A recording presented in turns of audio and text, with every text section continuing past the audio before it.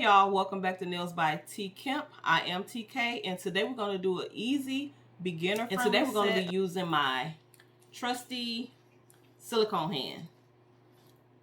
This hand was DIY by me. This is my hand. I made this hand probably 8 years ago, and it's still as good as it was the first day that I made it. It's not the prettiest because I didn't shake all the air bubbles out when I did the silicone, but it works perfectly. If you want to know how I made this hand, you can leave a comment. If I get enough interest, I'll come back and do a tutorial on how to make this hand. I'm sure I only paid 50 bucks, if that, to make this hand. And if I would have done it the right way, I could have got 2 hands out of the amount of silicone that I got. So let's get into these nails. So the first part of this is me just showing y'all how I actually use the hand. So what I do is take a full coverage nail tip, put it in backwards, and then I use that as the nail plate for me to stick my tips to. The products that I'm using will be in the description box.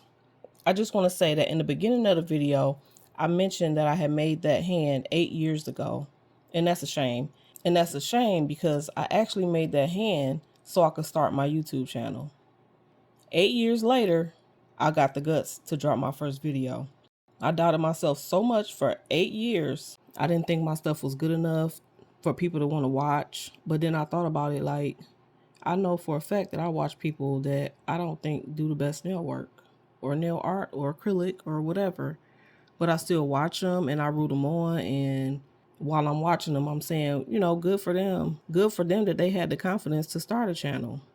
It ain't no telling how far I could have been in 8 years. But I ain't going to dwell on that because I'm here now. And I got so much stuff to learn. Just like anything, the more I do it, the easier it'll be, I'm sure.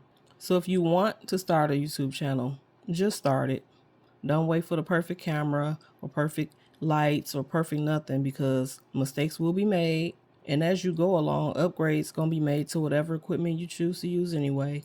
The main thing is that you make the first step, start your channel, get your foot in the door. Start practicing with the editing tools, the graphic apps, and everything that you think you're going to need, like for thumbnails and intros and outros. I mean, it's a lot. But like I said, the more you do it, the easier it becomes. Make small goals for yourself when you get started so you don't get discouraged. My first small goal is 50 subs.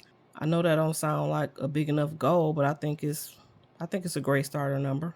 But I'm saying all that to say this. Start your channel. Don't let the time pass you by. It's going to be tricky to begin with. I'm learning. I literally dropped my first video, I think last week. And it might be crap, but I put it up anyway because another year would have passed, and then another year would have passed, and then another year would have passed, and we'll be back at another 8 years. So just do it. Get started.